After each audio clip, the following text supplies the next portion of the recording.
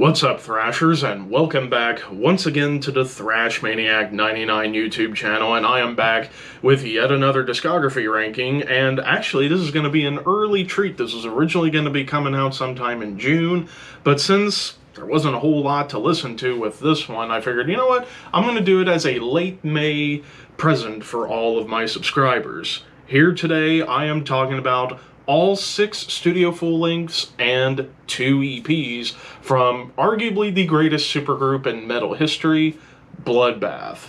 This has been a long time coming, and I have wanted to talk about this band's entire history for a long time now. And yeah, I'm very excited to do this one, considering this was relatively short to go through. Just 6 studio full-length albums and 2 EPs, so this was an easy peasy, done dusted discography to go through. Now, as far as how I got into Bloodbath, well, inadvertently, the first time I ever heard a Bloodbath song was courtesy of Viva La Bam. It was actually the episode in season 4 where they went to Europe. It was part 2 of the European special where they were in Transylvania, Romania to Dracula's castle to get some red wine, and the song The Ascension was playing. I didn't know what it was until years later, but that was inadvertently the first time I ever heard of Bloodbath. As far as like me getting into them fully head on, probably around little after high school, whenever I was getting into more death metal as years went on, came across Bloodbath and loved what I heard, and then checked out the whole discography for this ranking. Of course, I'd listened to albums before doing the discography ranking, but going through it all was really, really fun. But with that said, let's get into the history of Bloodbath. So Bloodbath got started in 1998, and they formed as a supergroup that featured original members Michael Ockerfeld from Opeth, in which you guys know how much I love Michael Ockerfeld and Opeth.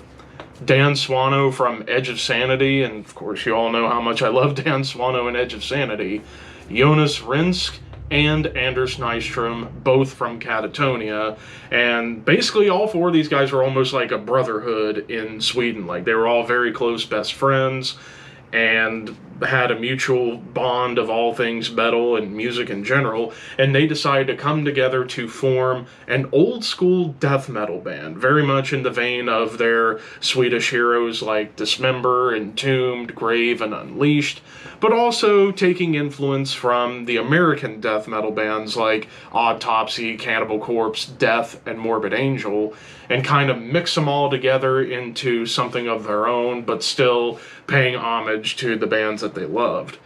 Now, of course, they just got together just to drink and play Entombed worship stuff, but then they decided to actually go into the studio in January 1999 to record their first EP that was shelved for a long time until released over a year later on February 8th, 2000 on Century Media Records, no less. We would get their debut offering, Breeding Death. I love this EP, even though this ranks as my number 6 overall Bloodbath ranking. It's the weaker of the 2 EPs. It's still fucking fun, and this was their first recording, Dan Swano producing it. And of course, as far as like who's playing what, Michael Ockerfeld only on vocals, surprisingly, Dan Swano on drums, Jonas Rinsk on bass, and Anders Nystrom on guitars. And it's just 3 songs, but all 3 songs are fucking awesome. The title track, Breeding Death, it's just got massive grooves, it's evil thrashy riffs, and murky melodies. Ominous Blood Vomit, probably the best song title of their whole career and one of the best song titles in death metal history.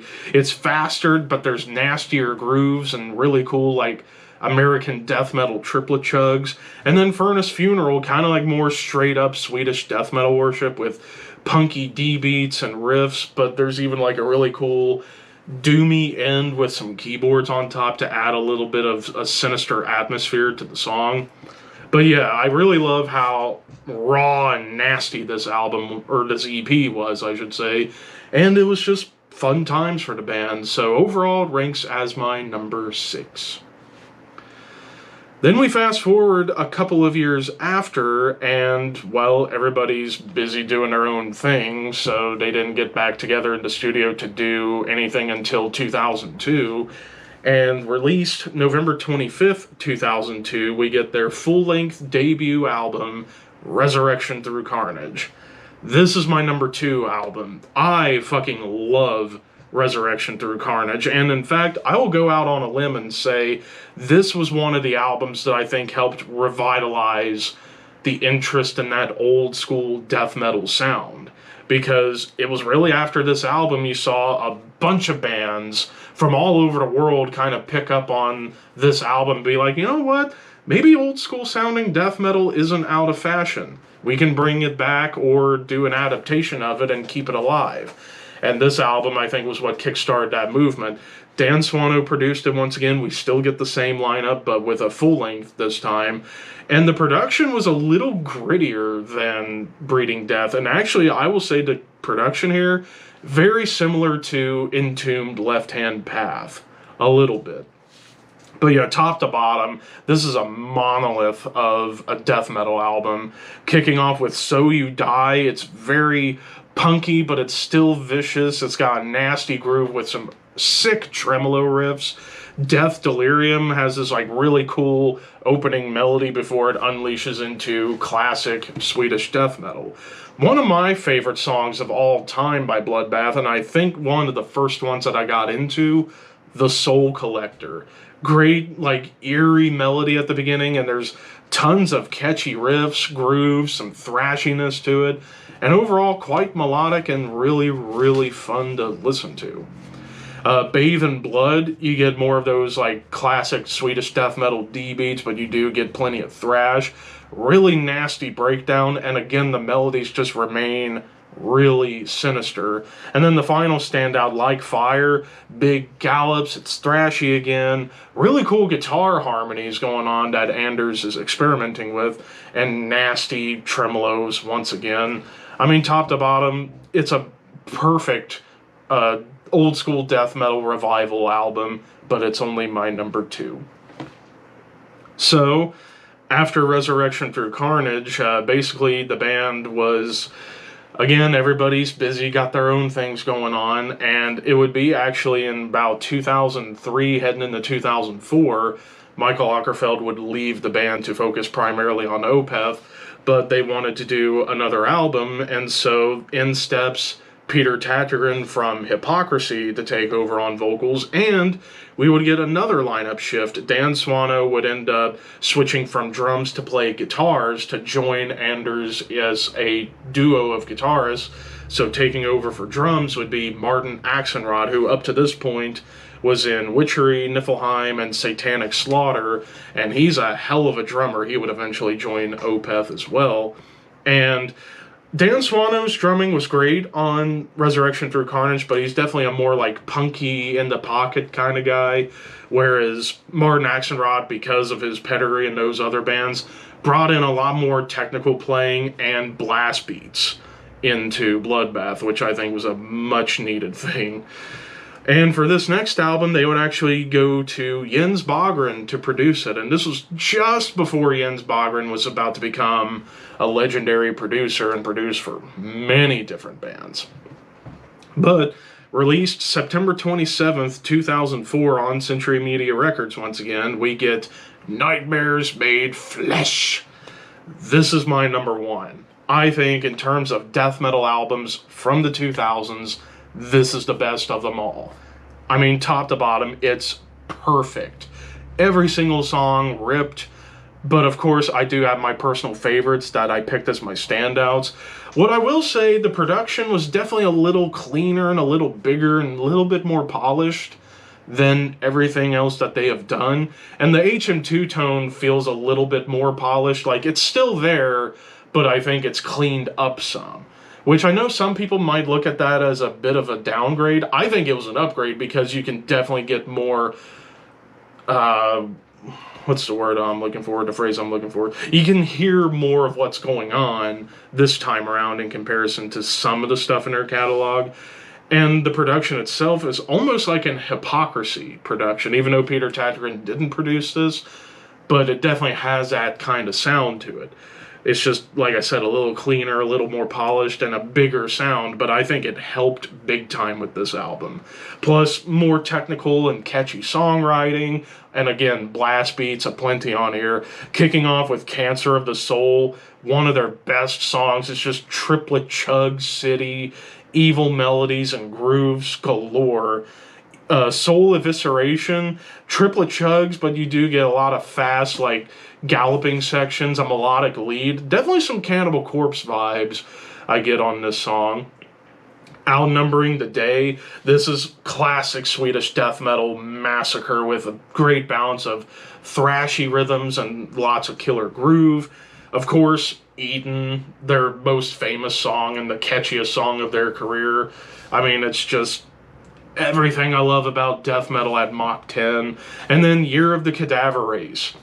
Classic Swedish death metal D-beat stomper, and it's absolutely killer. The whole album is amazing, but these were the 5 I picked as my standouts.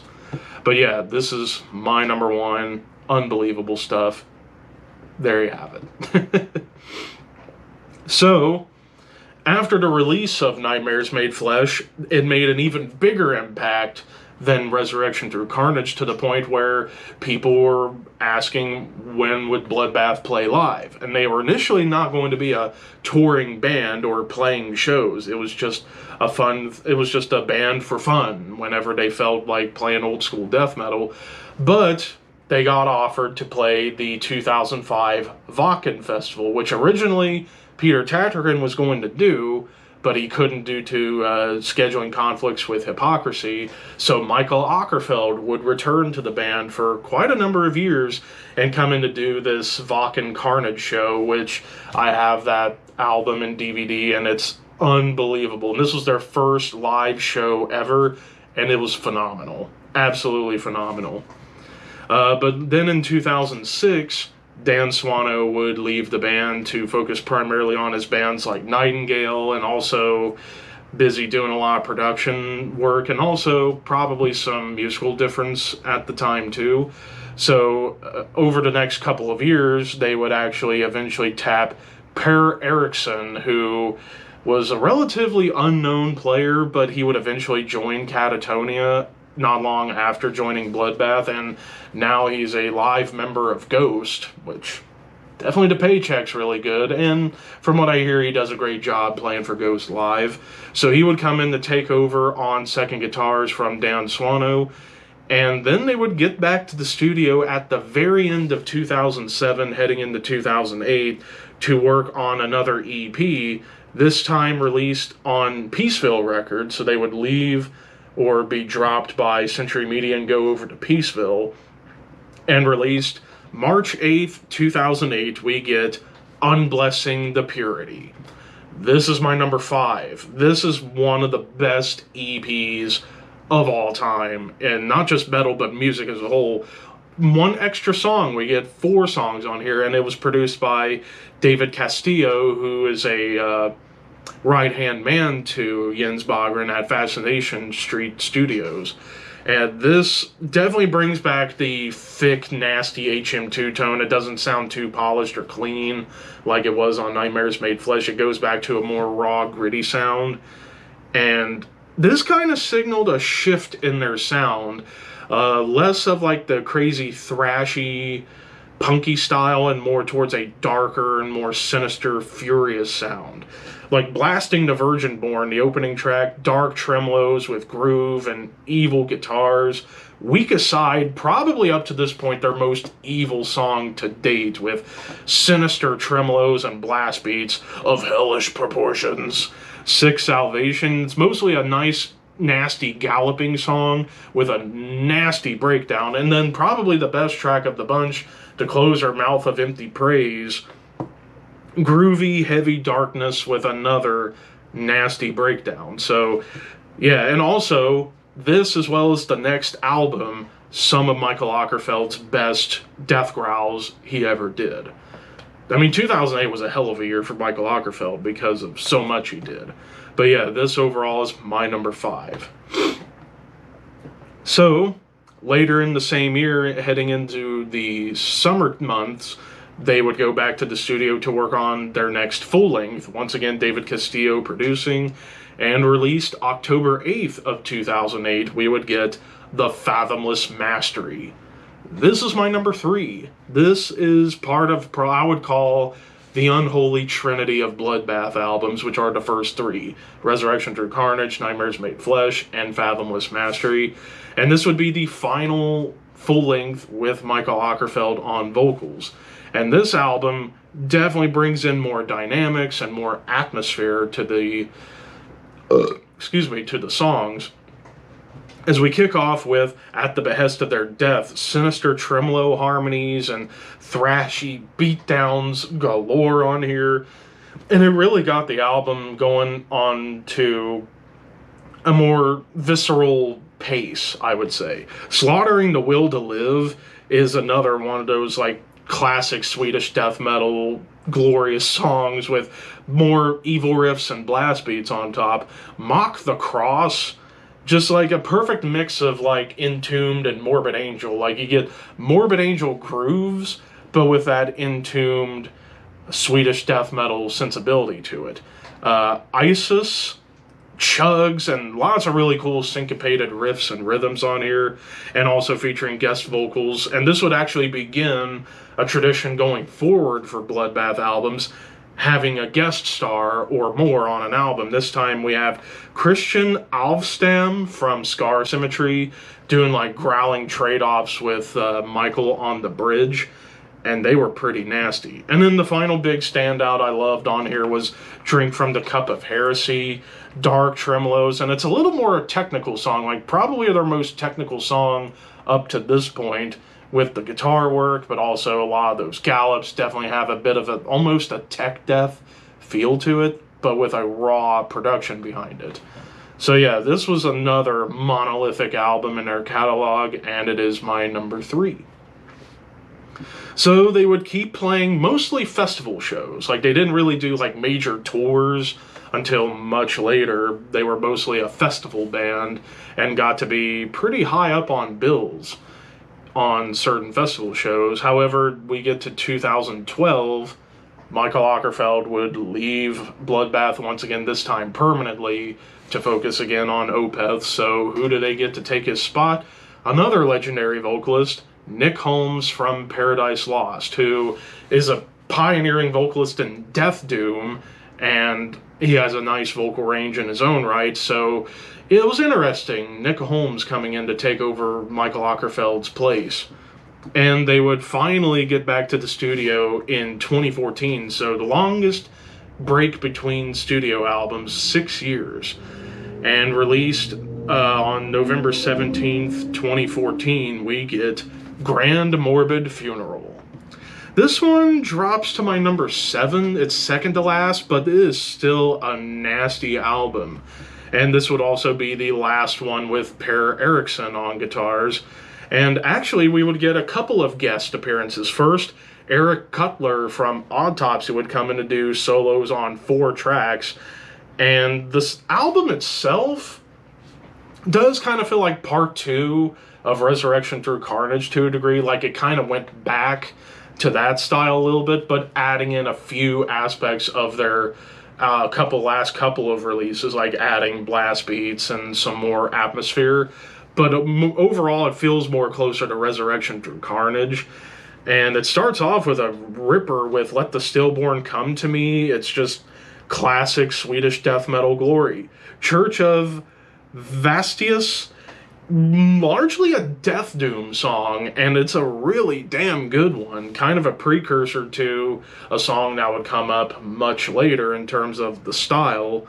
Famine of God's Word, nice like thrashy death metal goodness with some nice galloping rhythms, and evil atonal triplet chugs.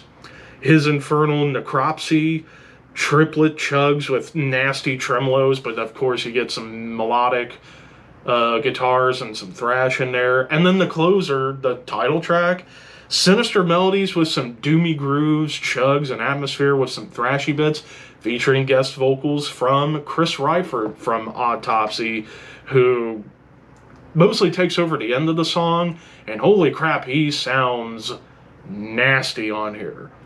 So yeah, while the album itself is a bit of a drop off from their earlier material, it's still a damn good album, not a bad song at all, but in comparison to some of their other albums and EPs, it just isn't quite as impactful as those. And also, Nick Holmes probably needed to get used to doing death growls on an entire album again, considering he hadn't really done that for about 20 years up to this point. But it's still a damn good album, but it's my number 7. So, as I said, Per Eriksson in 2018 would end up leaving the band and go on to become a live member of Ghost. So in the take his spot would be Joachim Karlsson from Kraft, which is a very interesting addition considering Kraft is more of a black metal band, and with Joachim going from a black metal band to joining a death metal supergroup, definitely an interesting addition, to say the very least. But they would get back to the studio in 2018, and this would end up being their final album on Peaceville Records, released October 26th, 2018. We get The Arrow of Satan is Drawn. This was one of those discographies where something had to come in last place, and it was this one. I think it is last place for a lot of people, I feel like, but by no means is it a bad album. It's still a really good album. However, I'll talk about the issue that I have with it. But anyways, to talk about the songs, top to bottom, still killer songs in terms of the big standouts. Fleshman, very atmospheric and almost blackened at times, but it does get into like groove pockets and some punky stylings going on here. So this is definitely where like more atmosphere comes in, a little more sinister, almost bordering on blackened death metal, and I think that's because of Joachim's input on this album coming from a black metal band. Blood Aside, though, I think was probably my favorite on the album. It's just, again, classic Swedish death metal with tremolos and those punky fits and some groove, with 3 guest vocalists: Carl Willits from Bolt Thrower, Jeff Walker from Carcass, and John Walker from Cancer, all contributing vocals on this track, and they do an awesome job. Granted, the delivery between John Walker and Nick Holmes kind of similar. Carl's is a little more distinguished, but you could definitely tell Jeff Walker was on here, because his style is just recognizable right off the rip. Anyways, Levitator is another damn good one, kind of a continuation from Church of Vastius, where it's a little more of a Death Doom song, but you get plenty of groove. It's kind of like Morbid Angel. Morbid Antichrist, you get more of those like blackened tremolos into gallops and even a doom groove and some chug and some thrash. And then the closer, Chainsaw Lullaby. It's kind of a death and roll song because it's got a little more boogie to it, but it's very fun even if it is goofy. I still like it. I thought it was a fun closer. But the biggest problem I have with this album, and the reason why it's dead last, the HM2 tone on here, they put so much gain on that tone that it almost makes it tough to get through at times, because it's just so, like, really high end on that tone, and it was maybe a little bit too much. Thankfully, they correct that on the next album. But yeah, something had to be last, and it was this. So, over a year later, at the end of 2019, Joachim Karlsson would leave Bloodbath because he felt that he didn't play well enough, which I disagree on that. He did a pretty good job on Arrow of Satan. But in the take his place, at least on a live capacity, before joining officially in 2022, would be Thomas Ockvik from Leak, which he's a younger member, even though he's in his early 40s now, not to bring up age, but he's a perfect fit considering Leak is another awesome Swedish death metal band, and he remains in the band to this day. They would get back to the studio in 2022, and this time they would go to Napalm Records, where they are currently, and released September 9th, 2022, we get their latest album, Survival of the Sickest. I actually reviewed this album when it came out, and It was my album of the year of 2022. I fucking loved this album. Produced by Lawrence McRory, or otherwise known as Larry Lethal from Freddy Krueger's Underwear, doing the production on here. This overall is my number 4. It's just up against some tough competition, but it's still a phenomenal album. Kind of feels like an all-encompassing Bloodbath album while paying homage to a lot of their early influences. The opening track and the first single, Zombie Inferno, immediately felt like Entombed meets Death. It's thrashy death metal mastery on here. All the songs kill, but in terms of standouts, Putrefying Corpse, it's again the classic Swedish death metal D-beat stomper featuring Barney Greenway from Napalm Death doing guest vocals and doing a killer job. Malignant Maggot Therapy, the most technical song they wrote. It is nasty, it is furious, feels like something that could have been on Cannibal Corpse Kill. It feels like something that could have been on that album. Born Infernal, you get triplet chugs, groove, and fast thrashy moments featuring guest vocals from Luke LeMay from Gorguts.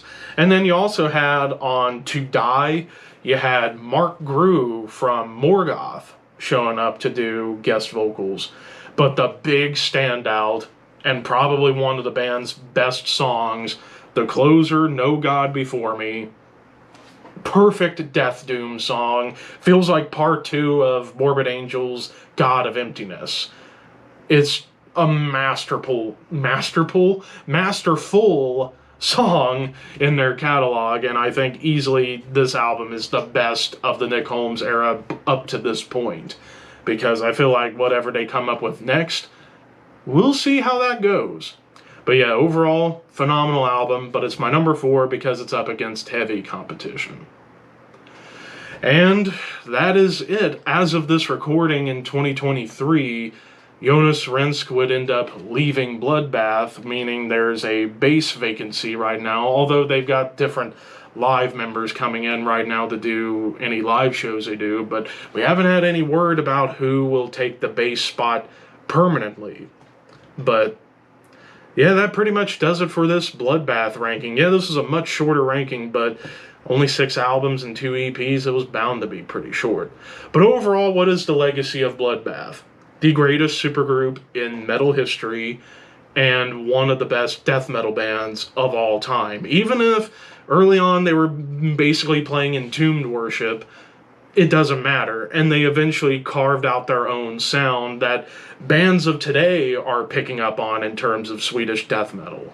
I mean, no matter who came into the band, they all did fantastic work, and any vocalists they've had have done awesome stuff with this band. And of course, the one constant that's still there, Anders Nystrom, still chugging along, and I feel like now that he's no longer in Catatonia, he can focus more on Bloodbath, and I think we're due for a new album pretty damn soon.